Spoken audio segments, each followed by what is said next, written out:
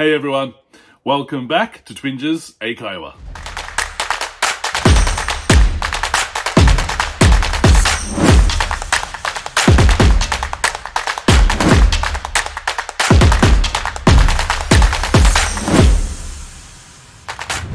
皆さん、こんにちは。Twinges 英会話です。Welcome back。で、今日のレッスンは vocabulary。で、今日の単語は accurate。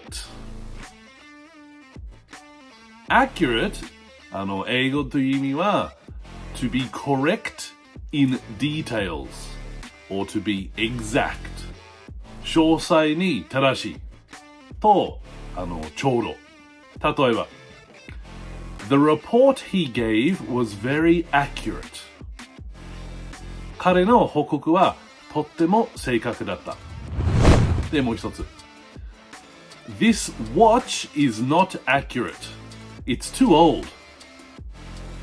この時計は正確ではありません。古すぎる。で、もう一つ Don't trust the media.They are not always accurate. マスコミを信用するな。それでは必ずしも正確ではありません。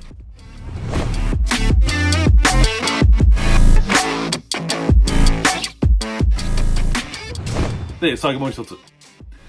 The weather report from last night was very accurate. 昨夜の天気予報はとっても正確だった。はい、皆さん、じゃあもう一回。To be accurate, to be correct in details or exact. 詳細に正しいがちょうど。はい、皆さん勉強しましたか？はい、よかった。それで質問ならば、大変ならば、みんな下コメントお願いします。で、皆さん、いつも見る本当にありがとう。Thank you for watching and see you in the next one. Bye bye.